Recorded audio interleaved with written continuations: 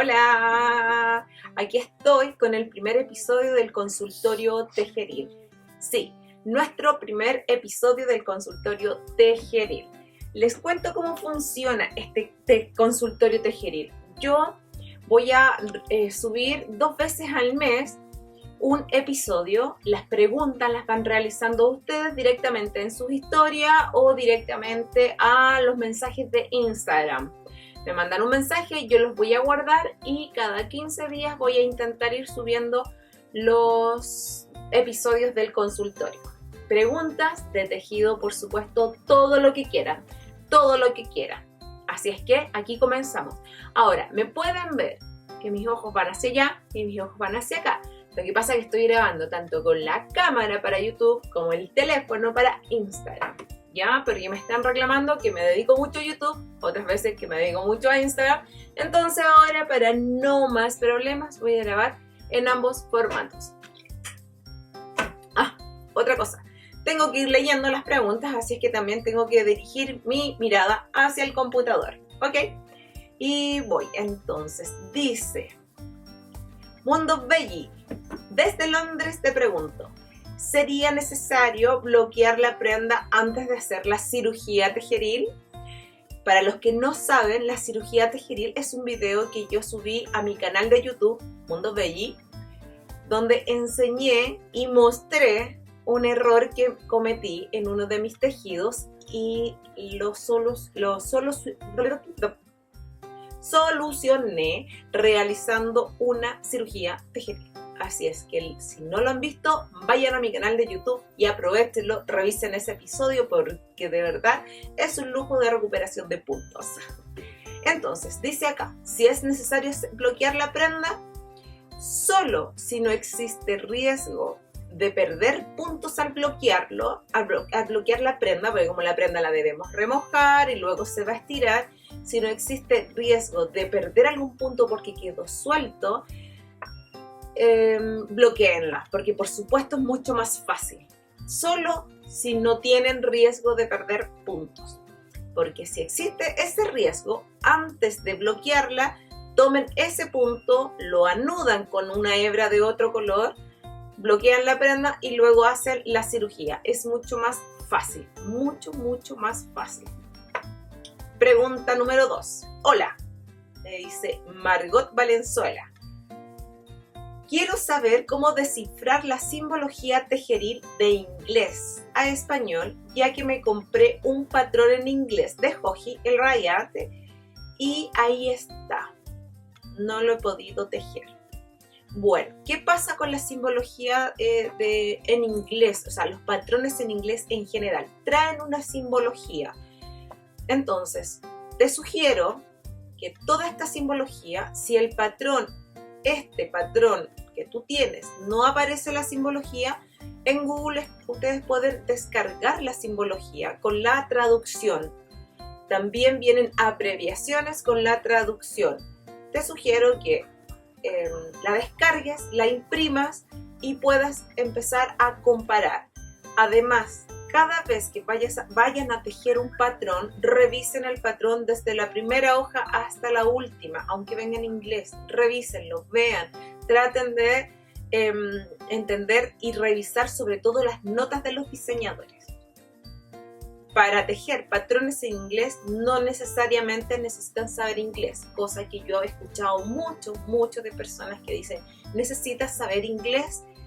No, la verdad es que si conoces bien las simbologías y entiendes un poco de inglés o usas tu traductor, ya puedes tejer ese patrón.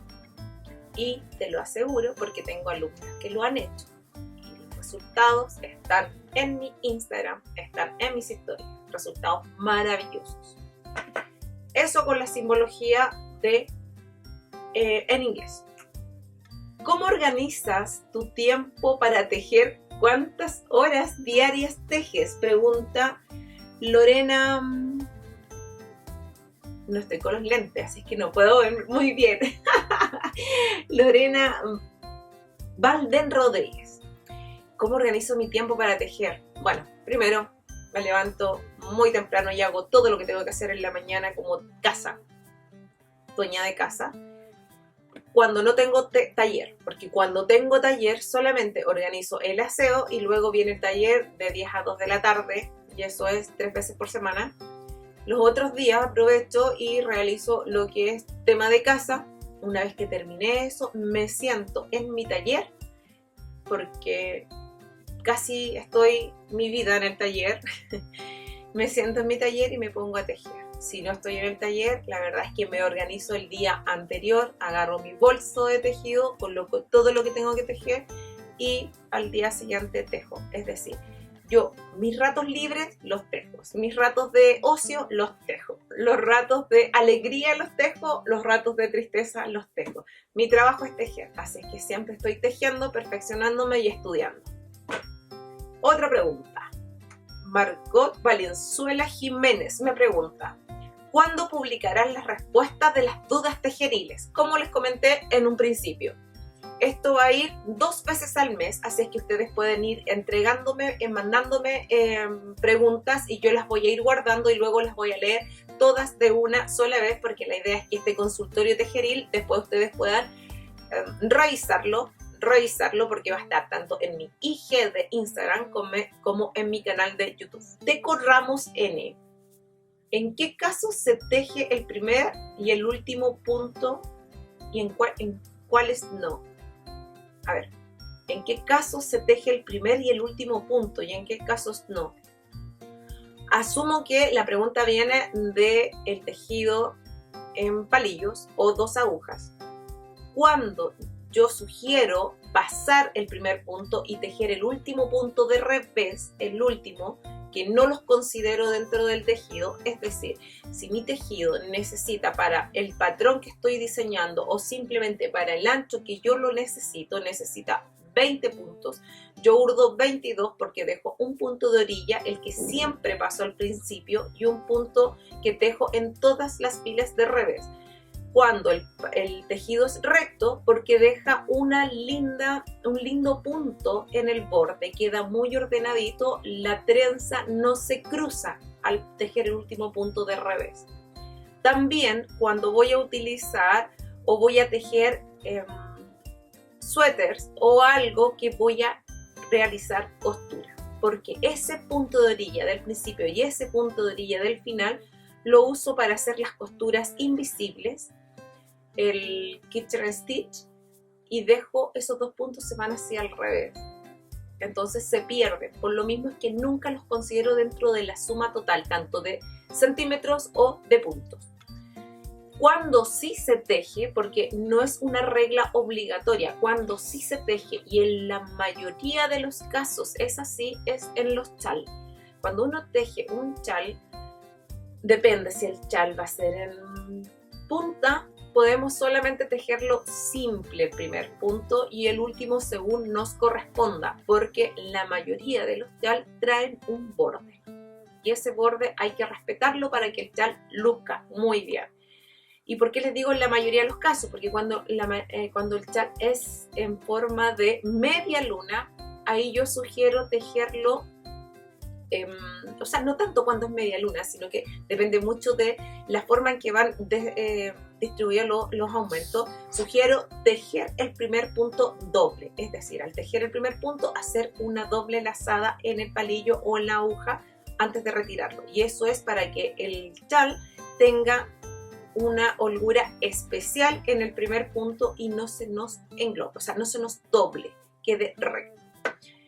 Eso es con la pregunta del punto, cuando se teje o no se teje el primer punto, y me pone también el último. Yo creo que es porque yo a veces he dicho lo que les dije, que el último punto tejanlo siempre de revés. Carlos Piva me pregunta: hola, ¿cómo te va? Muy bien, primo, él es mi primo.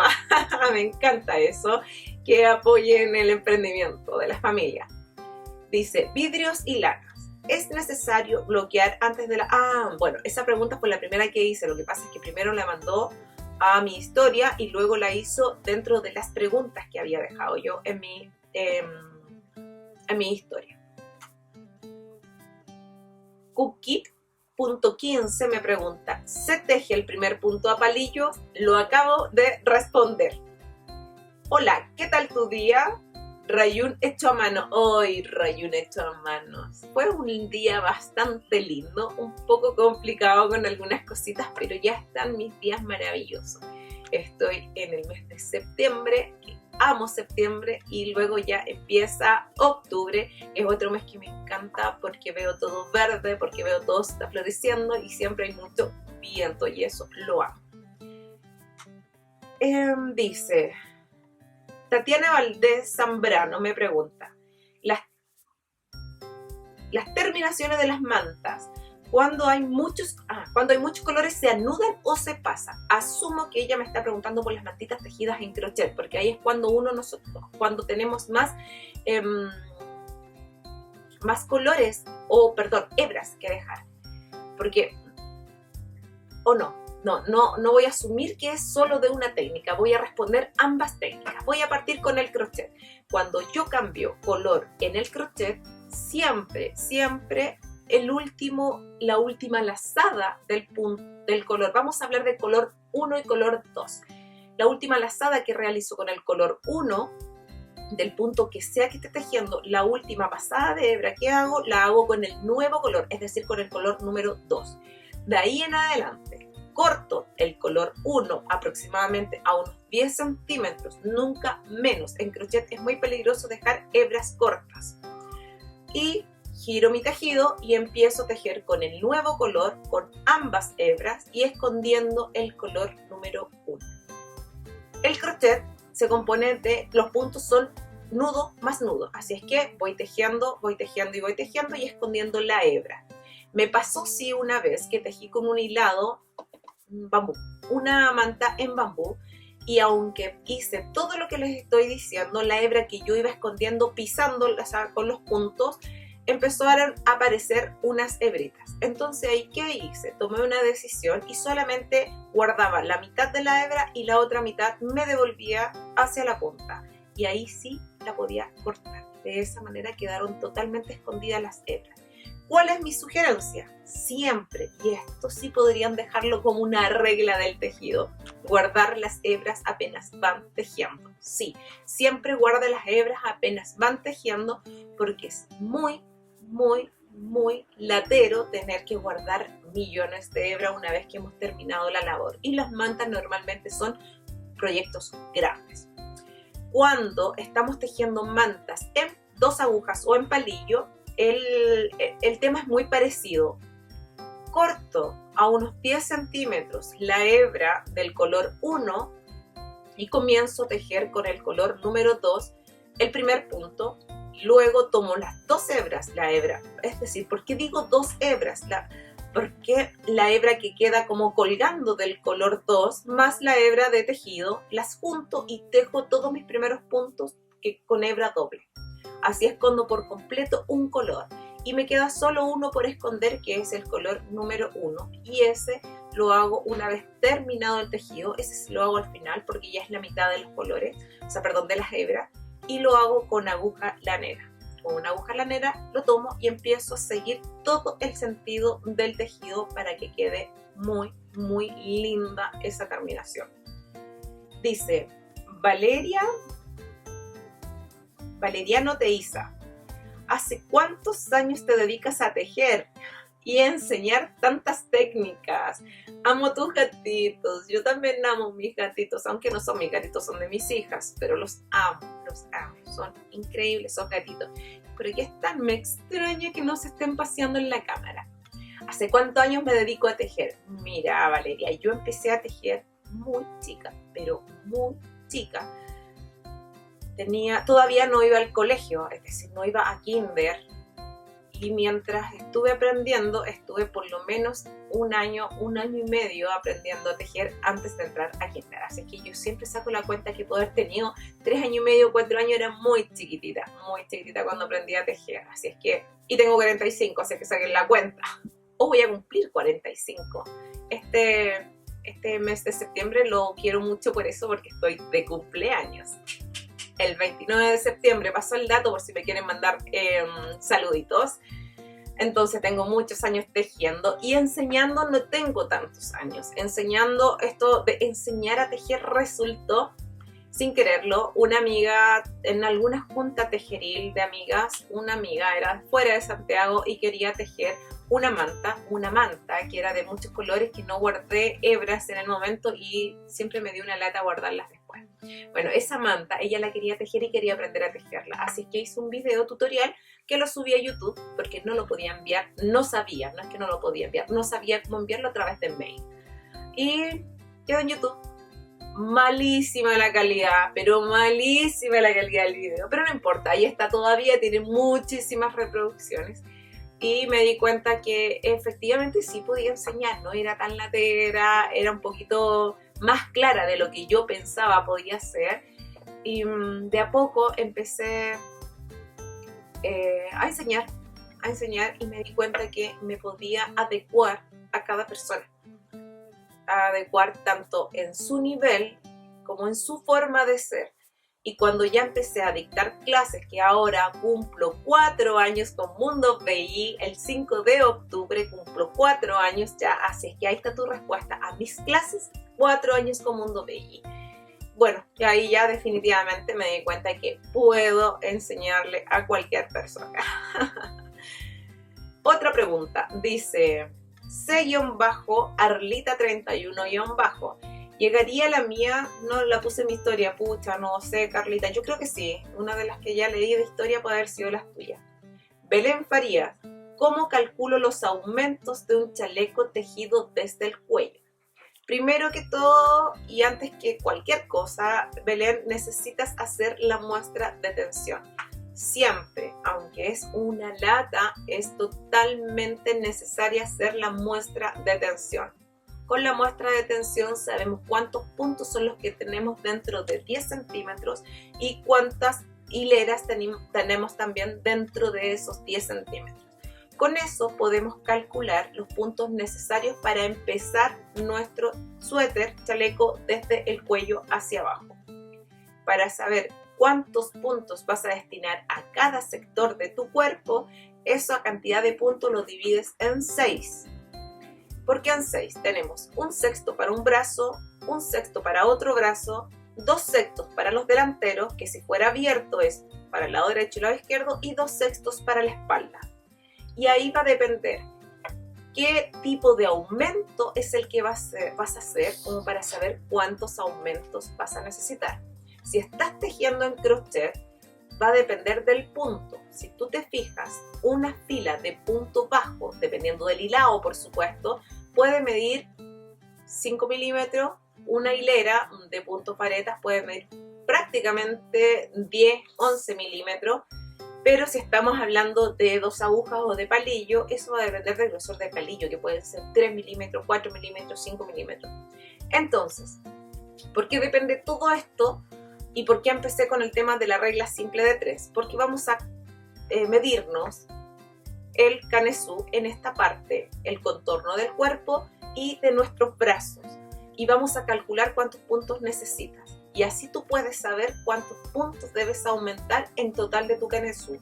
Por eso es tan importante la regla simple de 3, porque también vamos a saber, si yo tengo que aumentar de 50 puntos a 150, es decir, 2 veces, no es la relación, pero es un ejemplo. Necesito aumentar 100 puntos, también necesito saber en cuántas hileras debo aumentar esos puntos. Por eso mi muestra simple. Lo que les comentaba, si vamos a iniciar con 50, debemos llegar a 150 puntos para nuestras mangas y nuestro cuerpo. Necesito saber en cuántas hileras debo aumentar esa cantidad de puntos. Y eso solamente lo voy a saber si hago mi muestra de tensión antes de iniciar el tejido. Dato súper importante, la muestra de tensión no la pueden pasar de una amiga a la otra, no se puede. Cada una debe tejer su muestra de tensión porque todos tejemos muy diferente. Deben tejer la muestra de tensión con el punto que van a usar en la prenda y con el hilado y palillos que utilizarán, porque todo eso hace que varíe muchísimo el tejido. Otra pregunta. Cervezas y Dragón pregunta, ¿el tejer mucho a diario puede causar problemas en las manos en la vejez? Yo creo que sí, si no tienes una buena postura. y además no ejercitas. Es muy importante. A ver, yo estoy horas tejiendo, horas, siempre soy así, pero preparo mis brazos, no solo mis manos, mis brazos, mi trapecio antes de tejer, con ejercicios simples que me enseñó el kinesiólogo, varios ejercicios donde estoy realizando estiramientos de mis músculos, que es lo mismo que cuando ustedes van al gimnasio o van a trotar. No parten de una con mucho peso ni corriendo de viaje, siempre primero hacen un estiramiento de los músculos. Todo lo que uno hace en exceso yo creo que no está muy bien si no lo preparas. En mi caso siempre me preparo, siempre estoy cuidándome porque quiero tejer hasta más que viejita Cervezas y Dragón. Ya en mi otra vida, en la tumba, voy a seguir tejiendo. Dice, otra pregunta de Cervezas y Dragón, ¿cuál es la prenda tejida más atómica de tu vida? ¡Wow! Más atómica, ¿eso quiere decir así como compleja? Oh, como compleja. Yo creo que tiene que haber sido, no tiene, pucha, no tengo acá fotos, me hubiese gustado haber leído antes la pregunta para haberles mostrado una bufanda que tejí cuando tenía 9 años y quería aprender a leer patrones en tejido palillo o 2 agujas. No sabía tejer y no conocía a nadie que supiera leer patrones. Sí, mi abuela tejía jacquard, pero los tejía de memoria. Antes no teníamos la tecnología de YouTube, vamos, Google, listo, estamos. No existía eso, por lo tanto era el conocimiento que te traspasaban las personas o lo tomabas de revistas. Y yo tenía muchas revistas, pero no estaban en español y no cachaba nada del idioma y no podía tejerlos. Entonces yo quería tejer y empecé sola. Miraba el diagrama y traté de hacer un diagrama como más fácil, una casa de cabras chicas, así como un techito en V y listo, en forma de A, y me resultó.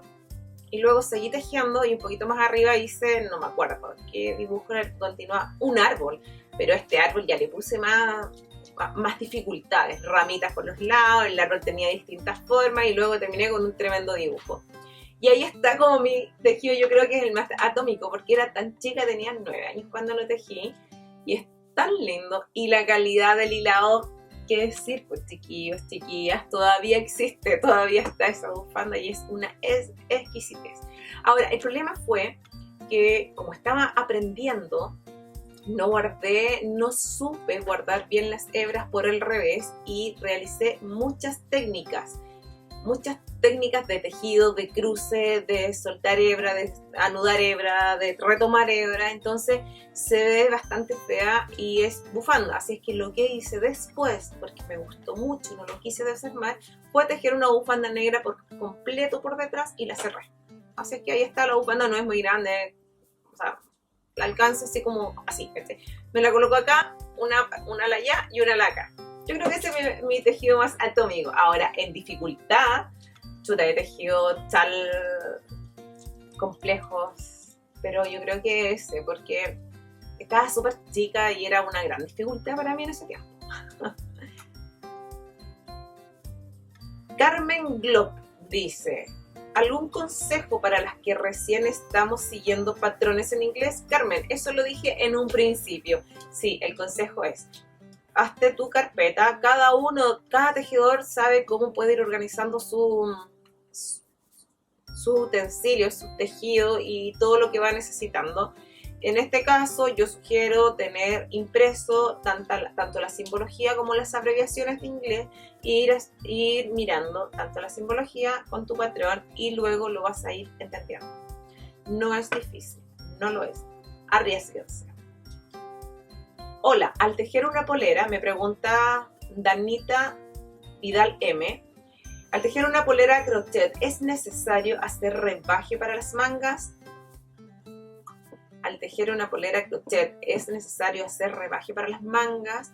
Va a depender, Danita, del tipo de polera, el diseño que tú estés haciendo. porque muchas sí necesitan rebaje, muchas sí necesitan, sobre todo las que son no de pabilo, sino que con mangas angostitas, tipo musculosas, necesitan un rebaje. Pero si es una polera con manga caída, eso es recto. Así es que va a depender 100% del diseño que tú quieras en cuanto al patrón. Así es que más que sea en palillo o sea en crochet, porque en palillo también puedes hacer o no hacer rebaje. ¿Ya? Nancy.tc. Hola linda, ¿cuándo habrá un proyecto crochetil? Aunque soy principiante, me gustaría un proyecto crochetil. Yo creo que te refieres a algo así como un cal de crochet. Estoy pensando hacer un cal con algún proyecto de los que he tejido. Voy a colocarlo, pero no ahora. No creo que esté en octubre ni en noviembre. Estoy un poco complicada entre que estoy subiendo la tienda, que he tenido muchos temas médicos, así que no, pero sí creo voy a hacer un cal de los proyectos que yo he tejido y que tienen muchos me gustas. Voy a hacer como preguntas, ¿cuál? ¿Este o este? Y luego hacemos un cal. ¿Cuándo? No te puedo decir cuándo. Ganas, me sobran ganas, pero me falta tiempo. Dice, ¿algún consejo? Carmen Glob, nuevamente, ¿algún consejo para las que recién estamos siguiendo patrones? Ah, eso lo respondí, Carmen, ya. De nuevo, me parece que ya vienen las últimas preguntas. Hola, Joana, me dice Ceci Mar. Te sigo en YouTube y quisiera hacerte unas preguntas.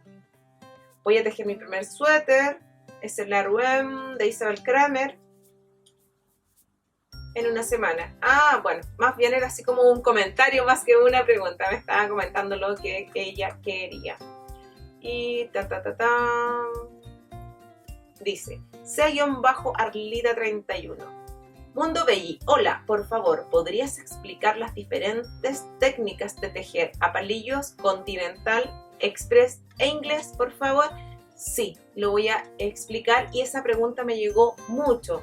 El tejido continental, el tejido express, y voy a hacer un episodio del consultorio Tejeril dedicado solamente a ese tema porque es un tema que no ha parado de dar vueltas. Cortito, les digo acá, existe, claro, está el inglés, que quedan todos los puntos mirando exactamente del mismo lado y uno los debe tomar de diferentes formas. Está el Continental Express, que es el que tejemos la mayoría de las chilenas, argentinas, uruguayas no tanto, pero chilenas y argentinas, que es tomando, o sea, que es cuando tanto el revés como el derecho se presentan diferentes.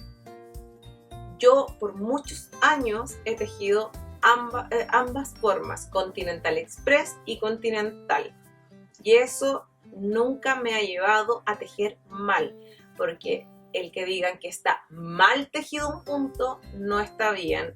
Son costumbres diferentes de hacerlo. Si cada una de ustedes, tejedoras y tejedores, entiende cuál es la hebra que deben tomar, cuál es la hebra que deben levantar y en qué forma la deben enlazar, no hay problema.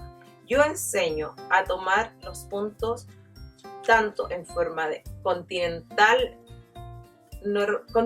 y Continental Express, de las dos maneras, porque hay personas que son de mucha edad a quienes es imposible poder modificarles su forma de tejer, pero sí a las personas que están empezando a tejer siempre les digo, mira, si tú tomas el punto de esta otra manera va a ser mucho más fácil porque no debes empezar a acomodarlos para luego hacer una disminución doble, una disminución centrada, porque los puntos al presentarse todos del mismo lugar es mucho más fácil organizarlos dentro de un lace. Lace son los tejidos que van con calados.